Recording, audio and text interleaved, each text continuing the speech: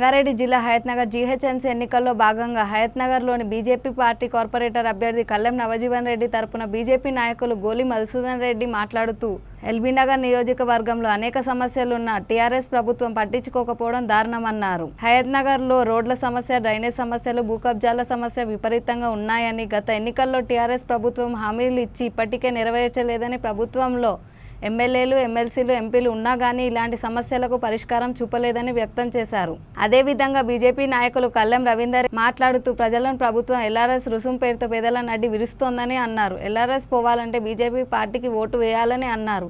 గుజరాత్ నుంచి విచ్చేసిన హరేంద్ర సింగ్ గోయల్ మాట్లాడుతూ రేపు జరగబోయే జీహెచ్ఎంసీ ఎన్నికల్లో కూడా దుబాకల ఫలితమే పునరావృతం అవుతుందని అన్నారు. స్థానిక టీఆర్ఎస్ ఎమ్మెల్యే 6 నెలల్లో రిజిస్ట్రేషన్ సమస్య పూర్తి చేయకపోతే టీఆర్ఎస్ పార్టీకి రాజీనామా చేస్తానని చెప్పి మాట మార్చారని అన్నారు. ప్రజలందరూ బీజేపీ పార్టీకి ఓటు వేస్తే పేద ప్రజలకు బీజేపీ పార్టీ అండగా ఉంటుందని అన్నారు. అదేవిధంగా బీజేపీ అభ్యర్థి నవజీవన్ రెడ్డి మాట్లాడుతూ బీజేపీ కార్యకర్తలను అమ్మడం, కొనుగోలు చేయడం ఈ భూమి మీద ఏ ఒక్కరి వల్ల సాధ్యం కాదన్నారు. గత ప్రభుత్వం ఇచ్చిన హామీలను నెరవేర్చలేదని, తమకు అవకాశం ఇస్తే ప్రజల సమస్యలను పరిష్కరిస్తామని హామీ ఇచ్చారు. అదేవిధంగా హయత్నగర్ డివిజన్ అధ్యక్షులు ఎల్లప్ప మాట్లాడుతూ హయత్నగర్ అభివృద్ధి చెందాలంటే బీజేపీ గెలిపించాలని, హయత్నగర్ డివిజన్లో ప్రతి ఒక్క కార్యకర్త సైనికుడిగా పనిచేస్తూ బీజేపీ గెలుపుకు కృషి చేయాలని అన్నారు.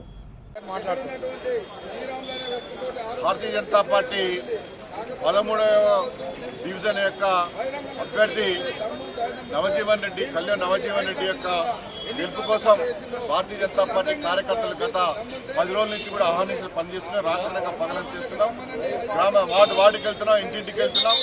గడపకి వెళ్ళి ఈ యొక్క భారతీయ జనతా పార్టీని గెలిపించండి, హైదరాబాద్ నగరాన్ని కాపాడండి అనేటువంటి నినాదంతో చేంజ్ ది హైదరాబాద్ సిటీ అనే నినాదంతో భారతీయ జనతా పార్టీ కార్యకర్తలంతా మరి ఉత్సాహంతో ఉరకలేస్తూ ఈరోజు ప్రచారంలో భాగంగా ఇంటింటికి బయలుదేరుతా ఉన్నాం. ప్రతి ఒక్కరింటికి పోయినా ఎక్కడికి పోయినా కానీ భారతీయ జనతా పార్టీ యొక్క ప్రచారానికి బ్రహ్మరథం పడుతూ ఉన్నారు. మేము పోకుండా ముందే మోడీ గారు చేరినారు, బండి సంజయ్ గారు చేరినారు, మరి కిషన్ రెడ్డి గారు చేరినారు. పెద్ద ఎత్తున ప్రచారం చేసుకుని ఎక్కడికక్కడ వాళ్ళే మేము భారతీయ జనతా పార్టీకి ఈసారి ఖచ్చితంగా వేస్తాం. హైదరాబాద్ మహానగరం నుంచి ఈ యొక్క కేసీఆర్ని పొందబెట్టి భారతీయ జనతా పార్టీని దేశవ్యాప్తంగా అన్ని విధాలుగా అభివృద్ధి చేస్తున్నటువంటి నరేంద్ర మోడీ గారి అభివృద్ధి చూసి హైదరాబాద్ మహానగరంలో కూడా భారతీయ జనతా పార్టీ మేయర్ ఖచ్చితంగా రావాలనేటువంటి అభిప్రాయం, ఆలోచన వాళ్ళు ఉన్నది. వాళ్ళందరూ కూడా నిర్ణయించుకున్నారు. ఈ యొక్క డివిజన్లో 70 పోలింగ్ బూత్లు ఉన్నాయి. 70 పోలింగ్ బూత్లో కూడా భారతీయ జనతా పార్టీ అత్యధికమైనటువంటి పోలింగ్ బూత్లో ఓటు సాధిస్తాం. ఖచ్చితంగా మరి పూర్తి మెజార్టీతో గెలుస్తాం. ఇక్కడ ఉండబడినటువంటి గతంలో ఉండబడినటువంటి గెలిపించిన వాళ్ళందరూ కూడా ప్రజలకు దూరంగా ఉండి ప్రజా సమస్య పట్టించుకోకుండా ప్రజా సమస్య గాలికి వదిలి పూర్తిగా కూడా సొంత ప్రయోజనాల కోసం, స్వార్థ రాజకీయాల కోసం పూర్తిగా కూడా కబ్జాలు పెడుతూ మరి ఆక్యుపై చేస్తూ అనేక రకాలుగా మరి ఉండబడినటువంటి విషయాలన్నీ కూడా చూస్తున్నాం. ఇక్కడ ఉండబడినటువంటి గతంలో మరి టీఆర్ఎస్ పార్టీ ఎంతో నమ్మకంతో గెలిపించినటువంటి టీఆర్ఎస్ పార్టీ కార్పొరేటర్లు పూర్తిగా కూడా వారి యొక్క ప్రాంతాల్లో ప్రజలు పూర్తిగా వ్యతిరేకత ఉంది. అన్ని వర్గాల ప్రజలు పూర్తిగా వ్యతిరేకంగా ఉన్నారు. అన్ని రకాల ప్రజలకు ఏ రకమైనటువంటి సేవా కార్యక్రమం నిర్వహించలేదు. భారతీయ జనతా పార్టీ కేంద్రం యొక్క ఇచ్చే సొమ్ము కేంద్రాన్ని, సోకు రాష్ట్రాన్ని, కేంద్ర ప్రభుత్వం యొక్క నిధులతోటి రాష్ట్ర ప్రభుత్వం ఈరోజు పూర్తిగా గడుపుతున్నది. హైదరాబాద్ మహానగరాన్ని పూర్తిగా నిండా ముంచిపోయినారు ఈ యొక్క కేసీఆర్ యొక్క పాలన, కేటీఆర్ యొక్క పాలనలో.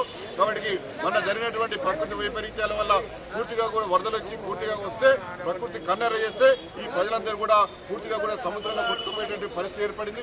ప్రజలు గమనిస్తూ ఉన్నారు. ఖచ్చితంగా ఈ యొక్క హైదరాబాద్ మహానగరాన్ని భారతీయ జనతా పార్టీ మేయర్ కైవాసం చేసుకుంటుంది.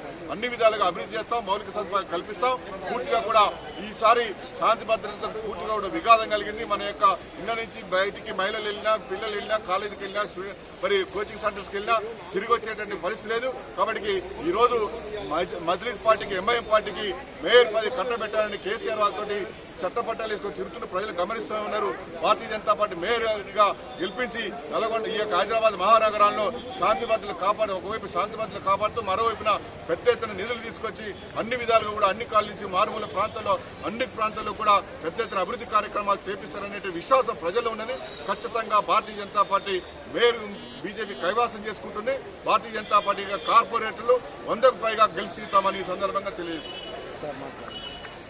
భారత్ మాతాకి నేను హైదరాబాద్ డివిజన్ ఇన్ఛార్జిగా కల్లెం రవీందర్ రెడ్డిని, మరి అదేవిధంగా భారతీయ జనతా పార్టీ నుంచి నిలబడినట్టు నవజీవన్ రెడ్డి గారికి పూర్తిగా మా డివిజన్ ప్రెసిడెంట్ ఉగాది ఎల్లప్ప కానీ అదేవిధంగా బూత్ స్థాయి కమిటీ అందరికీ పూర్తి అరణిశలంగా పొద్దున సాయంత్రం అనుకుంటా ఈ యొక్క బూత్ స్థాయిలో నుంచి వచ్చినట్టు మరి ఒక బూత్కు దాదాపు ఒక 20 నుంచి 30 మందితోటి కార్యకర్తలందరూ పనిచేయడం జరుగుతుంది.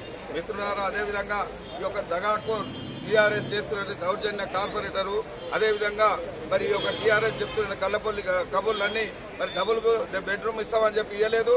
అదేవిధంగా ఈ యొక్క స్థానిక కార్పొరేటర్ అయితే నేను చెప్పాల్సిన అవసరం లేదు. మరి ఎన్ని ప్లాట్లు కబ్జా చేసిండు, తమ్ముని పేరు మీద సబ్ రిజిస్టర్ గారు తమ్ముని కాడ డాక్యుమెంట్ రైటర్ పనిచేస్తారు సీతారెడ్డి అని, మరి వాడేని కబ్జా చేయించిండు. అది కాకుండా ఈ మధ్యలో ఒక ప్లాట్ 500 గజాలు నల్గొండ నుంచి వచ్చాడు మిత్రుడు. ఆ మిత్రుడు ఏదైతే నా ప్లాట్ ఉందన్న అమ్మి పెట్టమని అంటే ఆ ప్లాట్ మీద డాక్యుమెంట్ సృష్టించి తమ్ముని పేరు మీద అన్న పేరు మీద చేసుకొని తిరుగుతున్నట్టు నాయకుడు. మరి దగాకూరగాడు, భర్తవాజిగాడు, మాటలు చెప్పి కళ్ళపల్లి మాటలు చెప్పి కాళ్ళు మొక్కుంటా తిరిగి ఓటు అడుగుతాడు, తర్వాతనేమో ఇళ్లలో కబ్జాలు చేస్తాడు. మరి మిత్రులారా చూడండి, భారతీయ జనతా పార్టీ ఎటువంటి మచ్చలేని నాయకుడు నవజీవన్ రెడ్డి. మరి ఈ నవజీవన్ రెడ్డి కావాలన్నా, ఇటువంటి నాకు కబ్జాలు చేసిన నాయకుడు కావాలన్నా, ఇది ఒక తెలుసుకొని భారతీయ జనతా పార్టీ రేపు రాబోయే జిహెచ్ఎంసీ ఎన్నికల్లో ఐత్నాథ్ డివిజన్ కానీ మన్సాబాద్ డివిజన్ కానీ ఈ యొక్క మీరు తెలుసుకొని రేపు రాబోయే ఎన్నికల్లో భారతీయ జనతా పార్టీకి 3వ నెంబర్ మీద ఓటేసి గెలిపేగారని చెప్పి మీ అందరికీ మన రాష్ట్ర మెంబర్ని సూర్యాపేట నుంచి పనిచేస్తున్నాను. నేను 23 ఏళ్ళు గవర్నమెంట్ ఉద్యోగం చేశాను. రిజైన్ చేసి బీజేపీ పార్టీలో చేస్తున్నాను. కేసీఆర్ నువ్వు ఒక్కడివే చేస్తే రాలేదు ఇలా తెలంగాణ. 100 రోజులు మేము సూర్యాపేటలో ధర్నా కూర్చున్న మమతారెడ్డి చరిత్రలో నిలిచిపోయింది.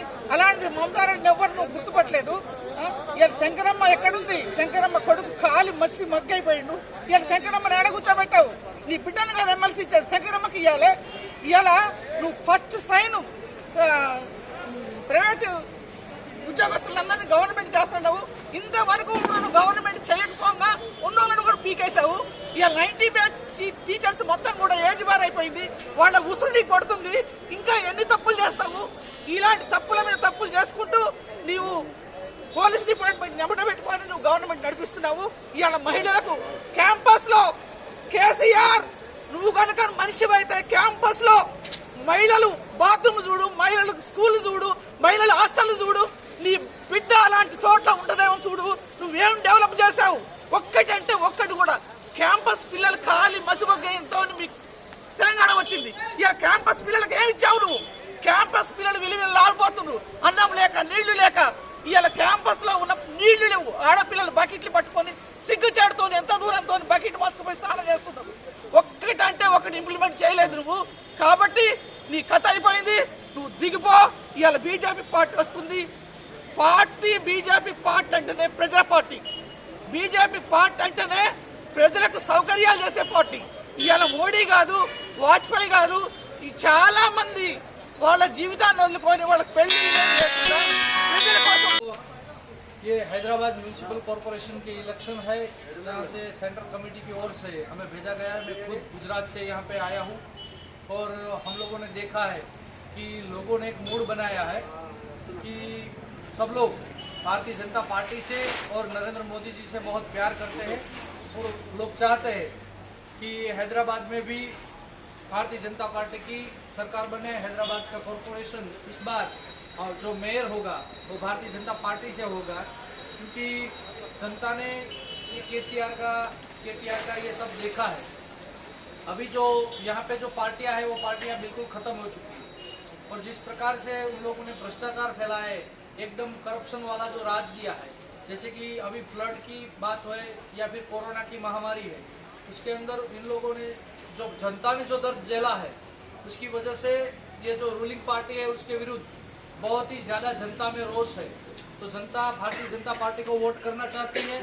और जैसे कि मैं खुद ये हयातनगर डिवीज़न है, यहाँ से जो हमारे जीवनन्ना है, तो मैं देख रहा हूँ कि लोगों को उनके प्रति जो प्यार है और लोग चाहते हैं कि भारतीय जनता पार्टी की ये सीट भी भारतीय जनता पार्टी बहुत लीड के साथ जीतेगी।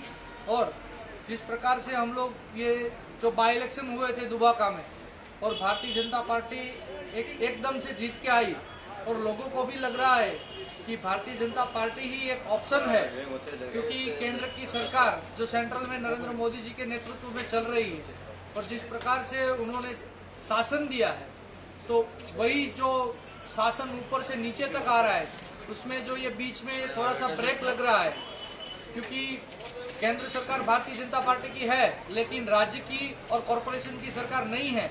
तो लोगों ने अब सोच लिया है कि ऊपर से जो फ्लो निकलेगा वो फ्लो सीधा नीचे लोगों के घर तक आएगा। उसके लिए ऊपर से नीचे तक भारतीय जनता पार्टी की सरकार बनेगी।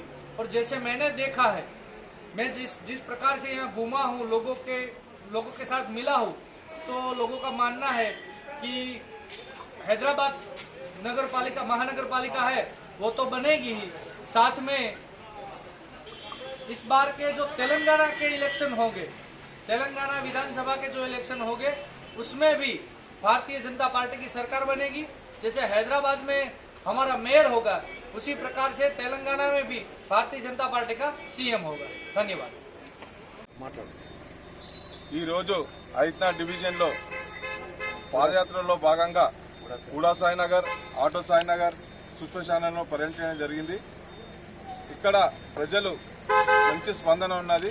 ఇక్కడ ఖాళీ అసోసియేషన్ వాళ్ళు నాకు బాగా సపోర్ట్ చేసి వాళ్ళు ఉదయం నుండి నా వెంబడి ఉండి ఇంటింటికి వచ్చి మంచి రిసీవింగ్ ఉన్నది. ఇంతకుముందు పోయినసారి జిహెచ్ఎంసీ ఎలక్షన్స్ ముందు ఇచ్చిన హామీలు ఒక్కటి కూడా నెరవేర్చలేదు పోయినసారి టీఆర్ఎస్ వాళ్ళు. దాని గురించి కాలనీ అసోసియేషన్ వాళ్ళు పూరి వ్యతిరేకంగా ఉన్నారు. దానికి ఈసారి మాకు అవకాశం ఇచ్చి మమ్మల్ని గెలిపిస్తే మాకు ఈ సమస్యలన్నీ పూర్తి చేయాలని వాళ్ళు అడిగినారు. అవన్నీ ఖచ్చితంగా మేము చేస్తామని చెప్తున్నాము. జరగబోయేటటువంటి జిహెచ్ఎంసీ ఎన్నికలలో తెలంగాణకు సంబంధించిన గుండెకాయ అయినటువంటి హైదరాబాద్ మహానగర మేయర్ని ఖచ్చితంగా భారతీయ జనతా పార్టీ కైవసం చేసుకుంటుంది. ఎందుకంటే గత తెలంగాణ ఉద్యమ కాలంలో ఉద్యమం చేసి నిధులు నియామకాలు నీళ్ల కోసమే ఉద్యమం జరిగింది, రాష్ట్రం ఏర్పడ్డది. మరి ఏర్పడ్డ రాష్ట్రాన్ని పరిపాలించడం కోసం నాది ఇంటి పార్టీ అని చెప్పినటువంటి కేసీఆర్ ఇక్కడ ఇంటికో ఉద్యోగం ఇస్తా, ప్రతి దళితుని ముఖ్యమంత్రి చేస్తా, పేదవాళ్ళకు 3 ఎకరాలు ఇస్తా అని మాటలు చెప్పి హామీలు ఇచ్చి అధికారంలోకి వచ్చినటువంటి కేసీఆర్ గారు 7 సంవత్సరాలు గడుస్తుంటే ఇప్పటి వరకు ఒకరికి ఉద్యోగం ఇచ్చిన పాపాన వలే, ఒకరికి ఎకరం ఇచ్చిన పాపాన వలే ఏది కూడా అభివృద్ధి అనేది చేయలేదు. తన ఇంట్లో మాత్రం 5 ఉద్యోగాలు మాత్రం ఇచ్చుకున్నాడు తన కుటుంబానికి. ఈ యొక్క ప్రభుత్వం ఖచ్చితంగా పేదల ప్రభుత్వం అని ప్రజలు అనుకుని అధికారం ఇస్తే ఈ రోజు పేదలకు వ్యతిరేకంగా పేద ప్రజలను పీడించి తినే అటువంటి ప్రభుత్వంగా దాపురించింది కేసీఆర్ పరిపాలన. కాబట్టి తక్షణమే ఈ జిహెచ్ఎంసీ ఎన్నికలలో ఈ హైదరాబాద్ మహానగర ప్రజలు పూర్తిగా డిసైడ్ కావడం జరిగింది. వీరి పరిపాలన పట్ల విసిగిపోయి మొన్న వచ్చినటువంటి కోవిడ్ విషయంలో కూడా రాష్ట్ర ప్రభుత్వం పూర్తిగా వైఫల్యం చెందింది. ఈ యొక్క అకాల వర్షాల కాలంలో కూడా హైదరాబాద్ మహానగరం పూర్తిగా నీటి మునిగిపోయింది. ఎక్కడి ప్రజలు అక్కడ బురద నీటిలో కూడుకపోయి బయటకు వచ్చిన పాపాన పోలే, ఇండ్లన్నీ మునిగిపోయినాయి, బండ్లు కొట్టుకపోయినాయి, కార్లు కొట్టుకపోయినాయి, మనుషులు కూడా డ్రైనేజీలో కొట్టుకపోయి ప్రాణాలు కోల్పోవడం జరిగింది హైదరాబాద్ నగరం. అటువంటి విపత్కర పరిస్థితి దాపురిస్తే కూడా రాష్ట్ర ముఖ్యమంత్రి ఫామ్ హౌస్లనే పండుకున్నాడు తప్ప బయటకు వచ్చిన పాపాన పోలే. ఎక్కడ కూడా ప్రజలను పరామర్శించలే, ఈ యొక్క పరిస్థితిని అధ్యయనం చేయలేదు. కేంద్ర ప్రభుత్వానికి ఇప్పటికి కూడా పూర్తి నివేదిక ఇవ్వడం లేదు. అయినా కేంద్రంలో నరేంద్ర మోడీ గారు ఈ రాష్ట్రం తెలంగాణ అభివృద్ధి చెందాలని నిధులు ఇస్తే ఆ నిధులను తన కార్యకర్తల సొంత జేబుల్లో వేసుకోవడం జరిగింది. ఇక్కడ వరదలలో నష్టపోయిన ప్రజలకు 10,000 రూపాయలు ఇస్తున్నామనే పేరుతోనే తన కార్యకర్తలకే ఇచ్చిండు తప్ప ఇష్టంగా నష్టపోయిన వ్యక్తులకు ఇవ్వలేదు.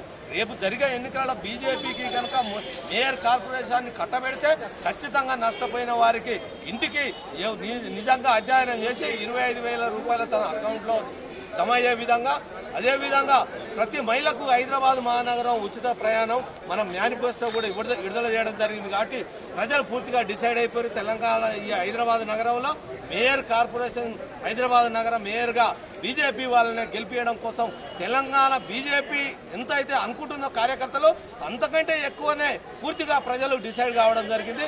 రేపు జరిగే ఎన్నికలలో నగర మేయర్ని బీజేపీకి కైవసం చేస్తుంది. కాబట్టి ఈ సందర్భంగా ఇక్కడ జరిగే కార్పొరేషన్ ఎన్నికల్లో కూడా హైదరాబాద్ డివిజన్ సంబంధించిన నవజీవన్ రెడ్డి కూడా ఖచ్చితంగా గెలుస్తుందని ఈ సందర్భంగా విజ్ఞప్తి చేస్తున్నాం.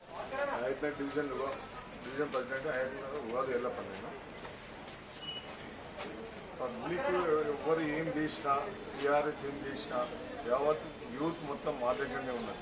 ఇంత టీఆర్ఎస్ తిరుమల రెడ్డి కానీ, కేటీఆర్ కానీ, కేసీఆర్ అని ఏం చేసినా యావత్ యూత్ 18 నుంచి 20 ఇయర్స్ యూత్ బ్రహ్మరథం పడుతుంది. ఈ 13 డివిజన్ మెజార్టీతో గెలిపించేది మా బాధ్యత.